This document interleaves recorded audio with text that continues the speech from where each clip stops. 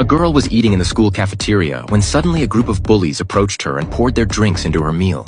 They threatened her to eat it immediately, and the girl, too afraid to resist, did as she was told. However, the bullies went even further and flipped over the girl's meal tray. A boy sitting across from her couldn't stand it anymore and sternly rebuked the bullies, but they didn't back down.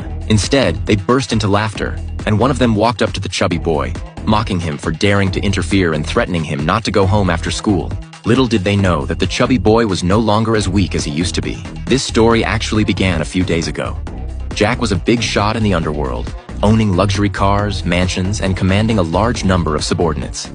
He was a formidable figure in the criminal world. One day, as he was standing on the side of the road making a phone call, a fat man fell from the rooftop, instantly knocking Jack unconscious. When he woke up, he found himself in a hospital. Jack stumbled out of the ward, and everyone who passed by called him a student, which left him very puzzled. Just then, an older man rushed over and hugged him, saying, "Son, are you all right?" Jack listened in confusion and was about to lash out when he noticed that the unconscious injured person next to him was actually himself. Then, Jack looked in the mirror and touched the unfamiliar face, too shocked to speak. It turned out that at the moment the boy who had fallen from the building hit him, the two had swapped bodies. Jack couldn't accept this fact and kept trying to throw himself at his own body, hoping to switch his soul back. However, his subordinates saw him and tried to beat him up, but fortunately, the nurse arrived in time to separate the two. Left with no choice, he had to return to his own home. As soon as he entered, his wife thought he was a thug and grabbed a knife in fear. No matter how Jack tried to explain, his wife wouldn't listen and eventually called the police to arrest him. With nowhere else to go, he had to follow the boy's father home.